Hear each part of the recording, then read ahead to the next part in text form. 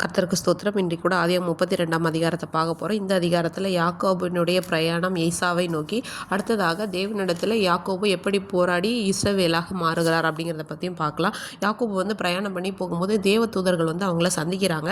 இது தேவனுடைய சேனை அப்படின்னு சொல்லிட்டு அந்த இடத்துக்கு மக்னாயிம் அப்படின்னு சொல்லி பேர் வைக்கிறாங்க.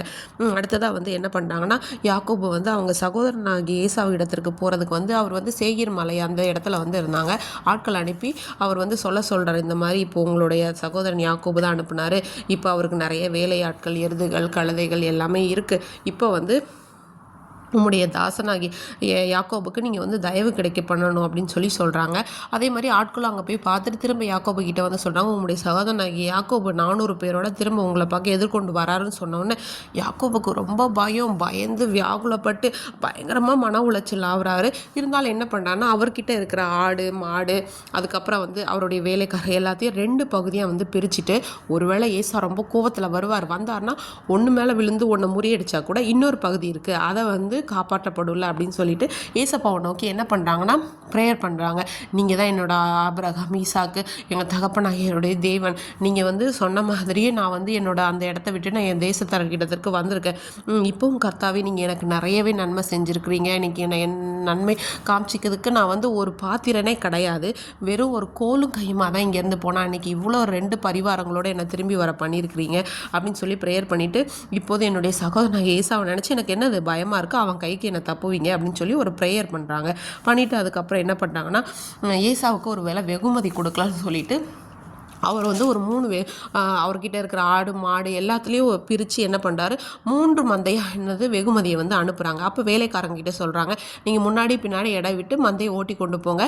ஒருவேளை என் சகோதரன் எதிர்பட்டு கேட்டாரா நீங்கள் அவங்கக்கிட்ட சொல்லணும், அதான் நம்முடைய தாசனாகிய யாக்கோபு உங்களுக்கு வெகுமதியை கொடுத்துருக்காரு அப்படின்னு சொல்லுங்கள், அவர் பின்னாடி வராரு நீங்கள் சொல்லுங்கன்னு சொல்லி. யாக்கோபுக்கு மனசில் ஒரு இது என்னென்னா, நம்ம ஒரு வேளை வெகுமதியெல்லாம் கொடுத்தா நம்ம அண்ணா நம்மளை மன்னிச்சிருவாங்க அப்படின்னு நினச்சிட்டு அப்படி சொல்கிறாங்க. சரி சொல்லி அனுப்பிட்டு போகிறாங்க. அதுக்கப்புறம் யாப்போக்கு அப்படிங்கிற ஒரு ஆற்றை கடக்க வேண்டியிருக்கு. அதனால் அவங்கக்கிட்ட இருந்த எல்லாத்தையுமே என்ன பண்ணாங்கன்னா, அந்த ஆற்றுக்கு அந்த பக்கமாக இவர் அந்த பக்கம் அனுப்பி விட்டாங்க. இவர் தனியாக இருக்கார். அந்த டைமில் என்னது, தேவனோடு என்னென்னா 2 பேரும் ஒரு போராடுறாங்க. போராடும்போது என்ன பண்ணார், அவர் காலையே ஆக போது நான் போகணுன்னு சொல்லும்போது இவங்க சொல்கிறாங்க, யாக்கோபு நீங்கள் என்னை ஆசீர்வதிச்சா மட்டும்தான் நான் உங்களை போக விடுவேன், இல்லைனா நான் போக விட மாட்டேன் அப்படின்னு சொல்கிறாங்க. உடனே உன் பேர் என்ன, யாக்கோபுன்னு சொல்கிறாரு. உன் பேர் இனிமேல் யாக்கோபில் இஸ்ரவேல் எனப்படும், தேவனோடும் மனிதனோடும் போராடி மேற்கொண்டாயே அப்படின்னு சொல்லிட்டு அவரை அங்கே ஆசீர்வதிக்கிறாங்க. அப்போ நான் ஏசப்பாவை முகமுகமாய் பார்த்தேன், இதனால் நான் உயிரும் தப்பி பிழைச்சிட்டேன்னு சொல்லி அந்த இடத்துக்கு என்னது பெனியேல் அப்படின்னு சொல்லிட்டு பேரிட்டாங்க. அவங்க பெனியேலை கடக்கும்போது சூரியன் உதயமாயிடுச்சு அப்படின்னு சொல்லிட்டு.